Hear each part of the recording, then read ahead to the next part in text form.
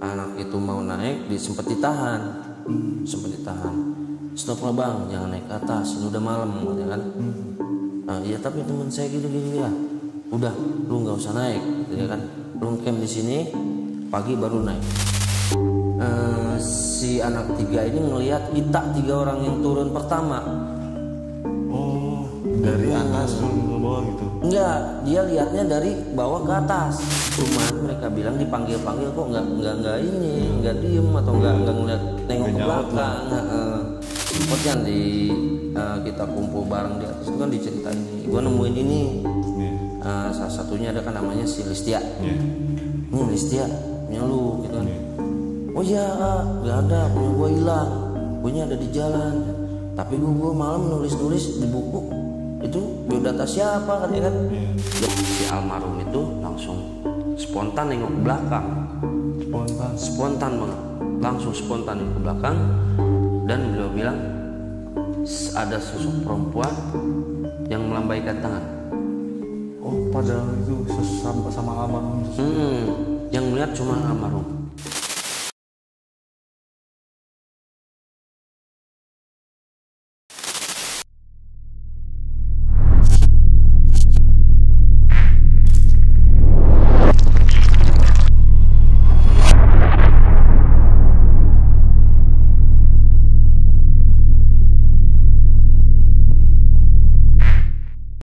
Oh, jadi ada di pesawahan. Nah, jadi di pas maghrib itu mereka tuh ada di tengah-tengah pesawahan. Sedangkan dia ikut jalur resmi itu kan. Nah, dia tuh ada di pesawahan. Saya bilang, wah lo salah jalur kali kan? Enggak, katanya. Emang gue ikutin jalur itu, gue kesini nggak sekali 2 kali kata dia kan. Oh ya, gue bilang nggak apa-apa. Ya terus selanjutnya lo kemana? Gue bilang udah di situ. Dia cari-cari jalan, tetap muter-muter, ujung-ujungnya dia diem di situ. Diem di sawah itu. Pesawahan itu. Tengah sawah itu. Tengah sawah. Nah setelah itu ya mungkin baca-baca gitu kan. Langsung ikutin jalur, aman lah. Nyampe dia di perkemahan Pinus. Sebelum loji, sebelum Curug Loji itu kan. Nah di situ sekitar jam 9 dia bilang. Dia nekat mau naik langsung ke atas, mau naik ke camp. Tapi kebetulan di Pinus itu ada yang ngecamp bang, masih orang-orang daerah-daerah Bogor lah. Anak itu mau naik, sempet ditahan. Stop lah bang, jangan naik ke atas, ini udah malam, katanya kan. Iya tapi teman saya gini ya. Udah, lu nggak usah naik, katanya kan. Lu camp di sini, pagi baru naik. Jadi semalam itu mereka ikut ngecamp di situ bang, ikut orang ya, ikut ngecamp di kemahan orang kan. Nah saat itu dia cerita juga, cerita mereka tuh hampir sama bang sama saya bang.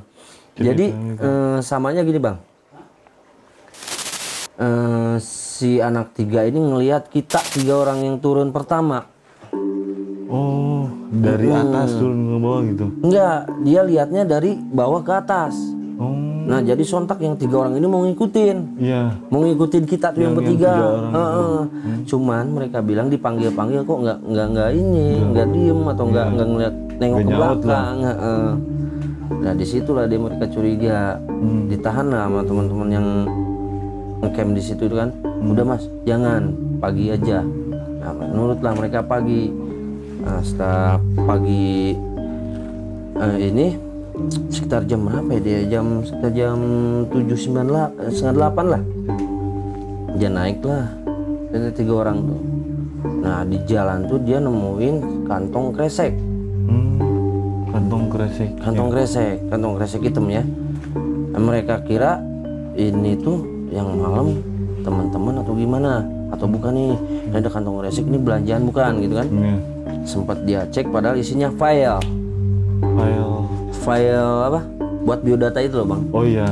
Nah ya di situ dia buka, kebetulan isinya punya si cewek yang kayak mama kita itu. Salah satunya tuh dibawa lah. Sempet kan kita kumpul bareng di atas itu kan diceritain nih, gue nemuin ini. Salah satunya ada kan namanya si Listia. Nih Listia punya lu gitu kan. Oh iya, nggak ada, punya gua hilang, punya ada di jalan. Tapi gua malam nulis di buku itu biodata siapa katanya kan. Jadi si Lisca ini malamnya tuh sempat dia tulis katanya bang di biodata itu bang. Biodata dia. Iya. Padahal sedangkan pas si temen yang paginya naik ke atas itu si biodata itu ada di tengah-tengah jalan, bukan di lokasi tenda. Berarti posisinya yang buku yang itu bukan, nggak tahu itu ya. Nah itu dia. Nah dari situlah kita nggak mau ambil pusing bang, ya udah saya bilang gak usah makan pagi di sini lah. Kita positif kita makan di bawah aja. Sedangkan kan dekat ke perkampungan bang, kita makan di bawah aja di warung gitu. Berkemah lah beres. Nah yang saya curigai, yang saya liatin teman saya yang perempuan itu yang si almarhum ya, yang pertama kali kena kesurupan itu dia nggak seperti biasanya ceria. Ada kejanggalan. Ada kejanggalan. Biasanya ketawa bercanda kan. Dia jadi pendiam tuh bang. Nah kan kita pulang tuh bareng-bareng, kan kita ngelewatin jalur yang kayu itu loh bang. Kayu yang dijejerin itu. Nah di situ sempat yang si almarhum ini ada yang narik bang, kayak ada yang narik. Ada yang narik kakinya atau apanya? Badannya sih. Jadi posisinya dia tuh itu kan berjejer nih bang. Di kayu itu kan kita berjejer, kita nggak ada main dua ya, main satu-satu semua kan. Nah jadi ada yang mental gitu bang ke arah jurang tuh. Ada yang inilah. Ke arah jurang itu. Nah di situ kan posisi saya kan di belakang dia nih. Saya kan dari awal sudah tahu ada kejanggalan. Itu kan, wah takut ada apa-apa nih, gua mending diem di belakangnya kan. Ternyata bener bang, di jalur itu dia tuh kayak yang kelempar. Ada yang kelempar, saya tarik bang. Untungnya saya tarik. Ya di situ sempat adu argumen juga bang. Jadi rusuh suasana tuh bang. Ya teman gua kan, lu jagain ini lah kalau gini wah. Pokoknya kisru lah, nggak karuan. Saya bilang udah jalan aja nggak apa-apa, yang penting selamat kan. Selamat. Kita turun nyampe perkampungan, sempat makan. Yuk, gue bilang makan dulu yuk, isi tenaga dulu. Kita di atas nggak makan apa-apa nih. Saya bilang oke, makan lah. Nah setelah itu kita pulang ke rumah masing-masing. Sampai rumah Gapura ya, gerbang ya, bisa dibilang Gapura ya kalau kampung itu bang ya. Gapura. Kita yang cowok ini yang bertujuh ini nekat buat lanjutin ke pantai. Langsung ke pantai. Tapi saya mau tanya ini, yang si cewek yang tadi masuk bilang keselamatin ke makam. Alhamdulillah selamat. Makanya di situ kita sempat adu argumen juga kan. Ya gue jagain ini. Di situ lah. Alhamdulillah itu selamat. Gimana Kang, setelah Kang ini terus setelah itu mau nerusin ke pantai itu gimana? Nah dari situ kita mau nerusin ke pantai. Di satu gerbang masuk perkampungan ya. Saya bilang yaudah yang perempuan pulang aja semua. Alhamdulillah kita udah sampai rumah, nggak ada apa-apa, aman. Oke pulang, kita mau lanjut ke pantai. Nah, di situ kita, jadi dulu itu kita ke pantai itu modal nekat bang. Modal nekat tuh dalam artian kita estafet. Estafet itu dari truk lah, mobil pick up lah, yang penting kita sampai ke lokasi itu kayak gimana gitu kan. Nah seperti perjalanan itu kita sempat juga ada kendala-kendala yang nggak jelas gitu bang. Jadi di perjalanan itu kita sempat lihat orang yang kecelakaan tabrakan itu ada sekitar 5 kali. Dari perjalanan itu? Dari awal perjalanan kita ikut stop mobil truk, di situ sudah ada kejadian motor tabrakan, kecelakaan. Wah, kita mungkin ini udah resiko di jalan kan, pemikiran kita kayak gitu.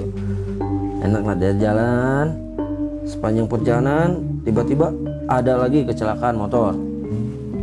Sampai kita nyampe lokasi ke pantai Pelabuhan Ratu. Pelabuhan Ratu Sukabumi itu Pak.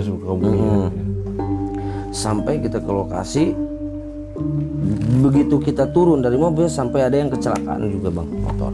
Ketika turun? Iya, kita turun sudah sampai ke lokasi Pelabuhan Ratu ya.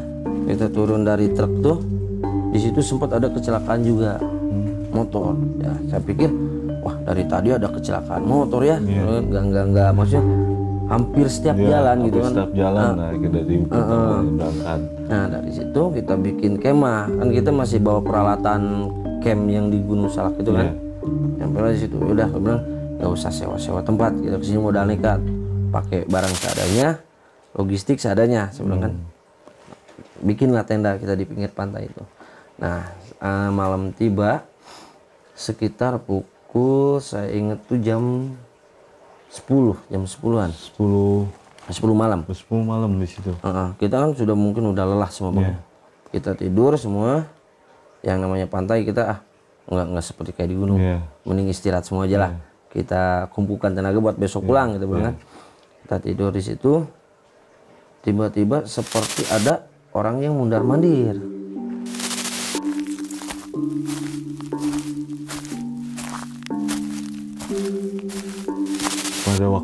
Pada waktu itu mundar-mandir di depan tenda, belakang tenda, samping tenda. Saya bilang kan, sontak bangun, wah ada orang nih. Saya bilang kan, kalau di pantai itu kan wah mau maling nih kan biasanya. Langsung saya keluar tuh nggak ada orang bang. Pas keluar itu nggak ada orang. Nggak di sekitar pun nggak ada orang. Kita bikin posisi tenda itu persis tengah-tengah. Jadi tengah-tengah itu di antara bibir pantai sama warung-warung. Kan suka ada banyak warung. Nah kita di tengah-tengah. Wah saya bilang ada apa lagi nih. Di situ saya kepikiran langsung ke awal mula kejadian di Gunung Salak. Ada apa nih saya bilang kan. Udahlah awal saya bilang nggak ada apa-apa. Saya masuk ke tenda. Begitu di dalam tenda itu ada yang lemparin pasir. Di dalam tenda tuh. Jadi posisi di luar bang, lemparin pasir masih ke tenda. Saya bilang jahil lagi nih. Saya bilang kan ada apa lagi nih kan? Kok nggak henti gitu? Mau aja lah saya bilang. Saya sempat abaikan tuh bang, lemparan pasir itu saya sempat abaikan. Tiba-tiba yang dilempar bukan pasir, ranting kayu. Ranting kayu. Nah kalau ranting kayu saya keluar, saya berpikirnya ya ini pasti orang gitu kan. Begitu saya keluar sama nggak ada siapa-siapa bang. Rantingnya pun nggak ada. Nggak ada ranting pun.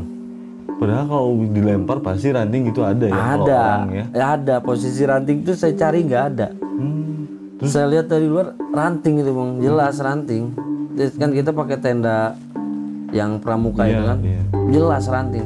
Saya bilang udah mungkin ini yang di sana ikut atau gimana kan. Udah begitu selesai pagi kita makan, saya bilang kan logistik seadanya aja. Kita tuh logistik tuh tersisa tuh hanya beras sama ikan japuh kalau nggak salah. Beras sama ikan japuh. Temen sempat ada yang alergi ikan japuh bang. Ya namanya situasi udah lapar kan, kita modal nekat apa makan lah. Di perjalanan kita nggak apa-apa tuh, nggak ada kendala, wah aman lah. Perjalanan pulang kita aman. Sampai namanya suatu daerah itu di Cicurug ya. Di Cicurug itu kan ada tempat alun-alun kaum. Nah, kita turun lah di situ. Nongkrong dulu ya. Nongkrong dulu di situ. Ya dulu namanya anak muda kan eksistensinya kan, wah saya bilang, wah kita pendaki nih gitu kan. Ya tiba-tiba teman saya yang alergi japuh itu pingsan. Wah saya bilang kenapa nih? Capek kali tidur gitu. Udah bawa aja ke tempat yang teduh kan. Bawa ke tempat yang teduh itu bang. Tapi kok gue bilang sambil senyum-senyum, wah ini bercanda kali ya kan. Saya bilang kan bercanda nih, posisi emang bercanda. Kita lihat-lihat lagi, kejadiannya hampir sama persis sama almarhum waktu di Gunung Salak itu. Jadi posisinya kayak pingsan, kayak tidur, tapi kan kalau almarhum nangis, kok ini enggak senyum-senyum. Iya senyum-senyum tuh. Wah saya bilang aneh juga nih, kenapa kan? Udah gimana caranya kita bisa nyadarin gitu kan. Kita nggak bikin kegaduhan, kita nggak bikin rame lah gitu kan. Nah di situ sadar lah, udah sadaran, ditanya kenapa, ya nggak apa-apa ya kan. Terus dari situ kita lanjut pulang tuh, udah kita pulang aja kan.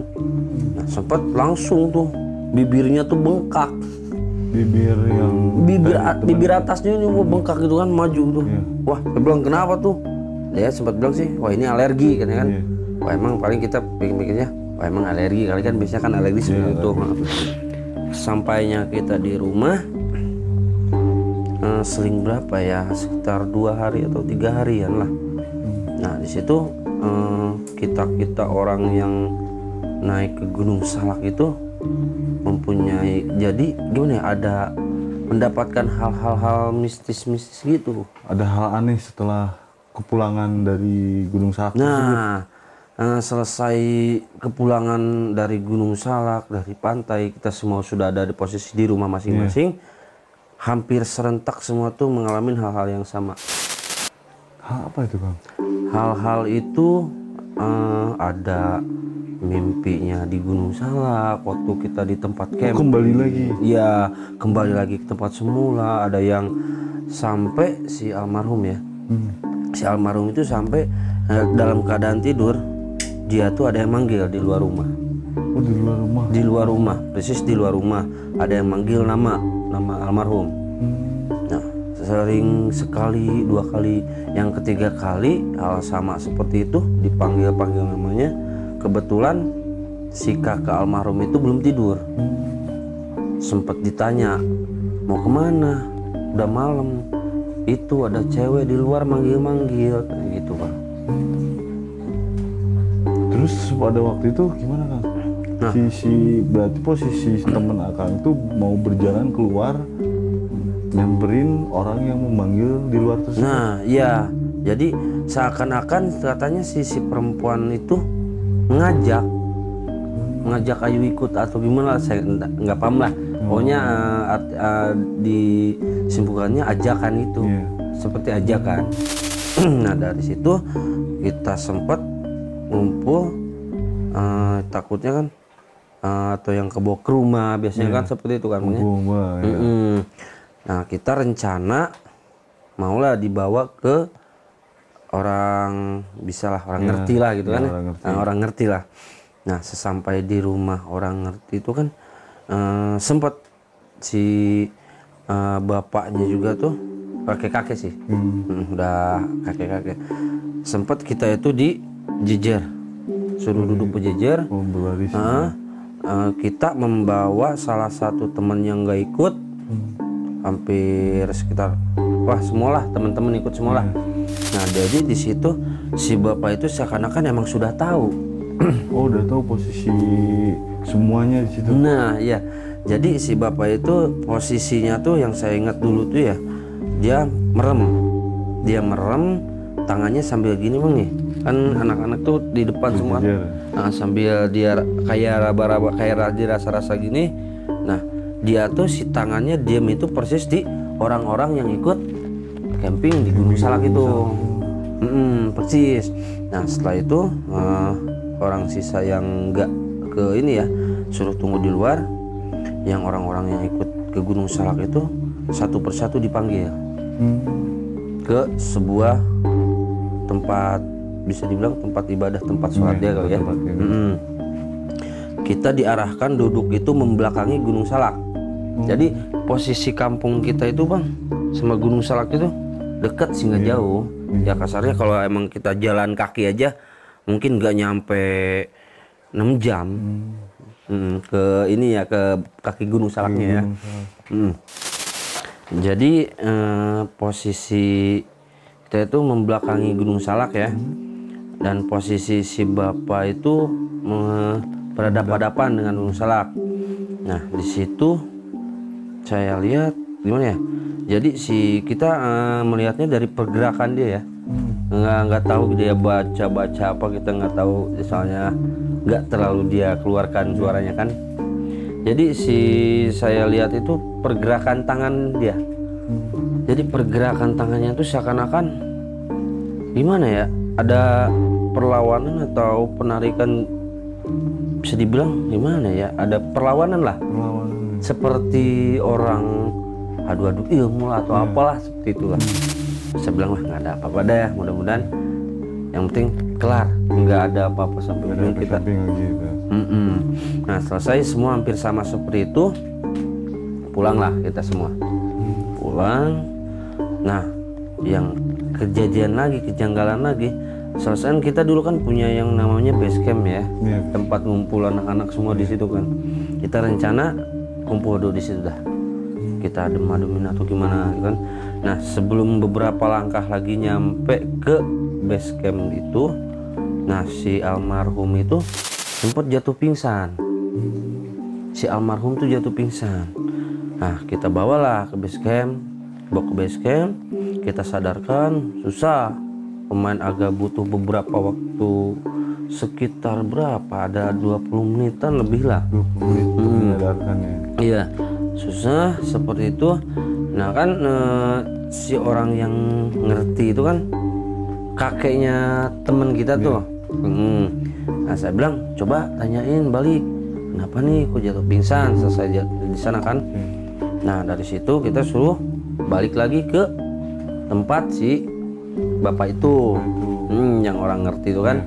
Paginya tuh kita datang ke situ, sempat ada omongan juga dari beliau ya, dari si bapak tersebut itu, kita itu harus kembali ke Gunung Salak. Kembali Gunung Salak, posisi awal kita tempat ngecamp itu.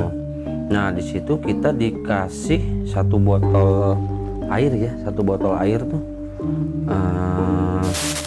Beliau berkata bahwa air ini coba kalian taburi di sekitaran kalian bikin tenda. Di situ. Nah, saya bilang kan, gimana kalau hari ini langsung berangkat? Saya bilang kan, lebih baik. Nah, kita kan posisi ke rumah si bapak itu kan sekitar jam 8 kalau salah. Nah, selesai dari situ kita langsung berangkat ke Gunung Salak. Nah, dari situ kita kan ujung kampung ya, ujung kampung yang mau masuk ke area perkemahan yang Pohon Pinus itu kan. Dari situ sempat ada beberapa orang yang melihat kejadian-kejadian aneh juga. Kejadian aneh pas waktu mau menaburkan air itu tersebut. Enggak, jadi masuk ke area hutan, iya. Nah di situ kejadiannya tuh ada 2 orang, termasuk saya.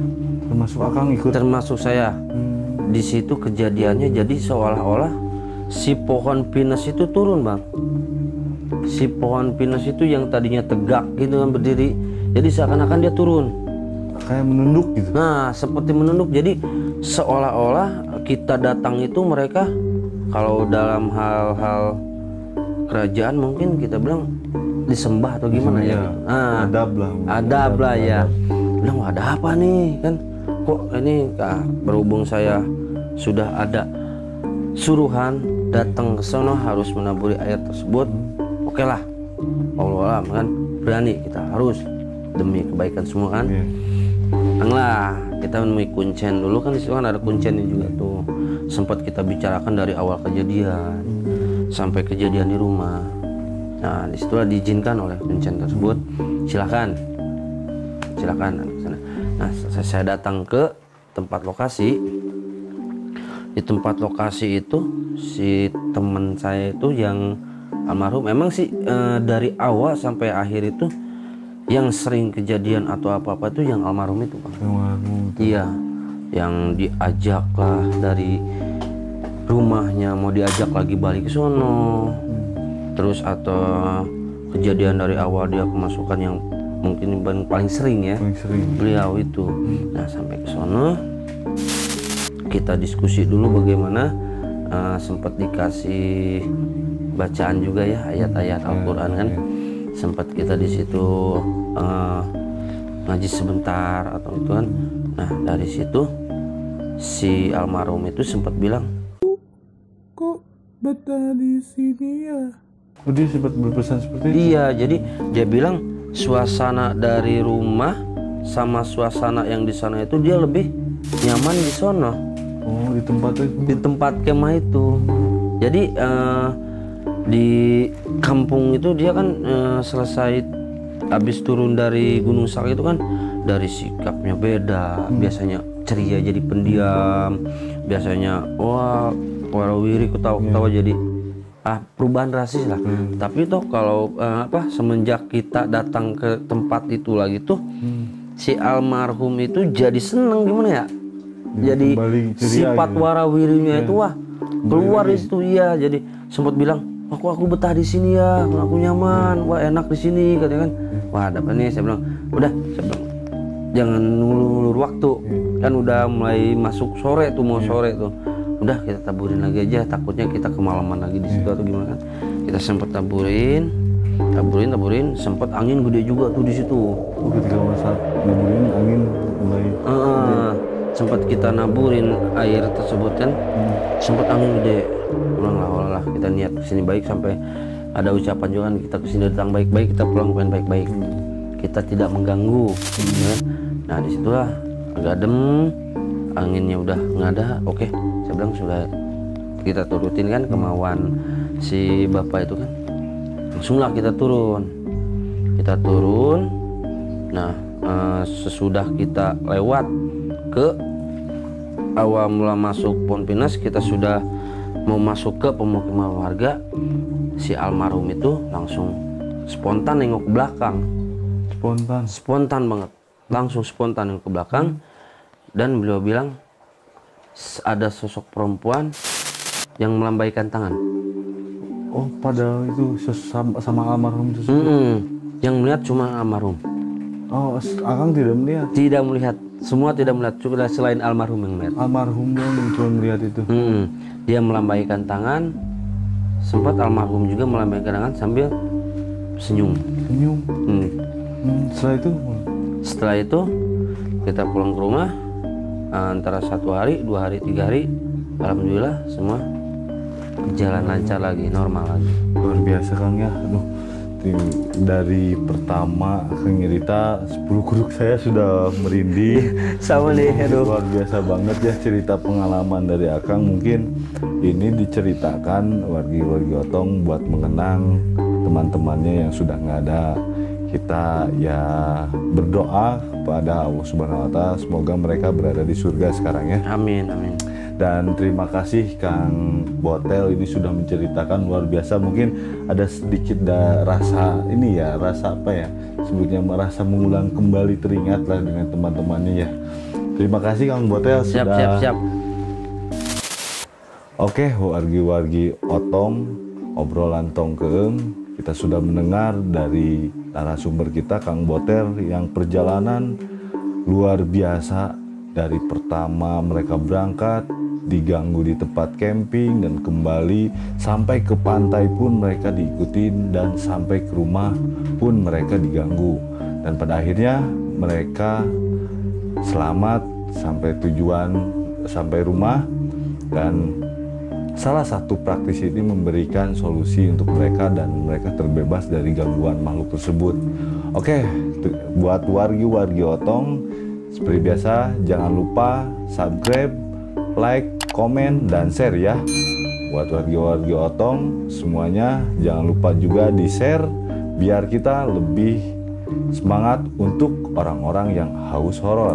Oke, saya pamit mundur. Saya Gema Filsafat, Otong, obrolan Tongkeeng. Assalamualaikum warahmatullahi wabarakatuh.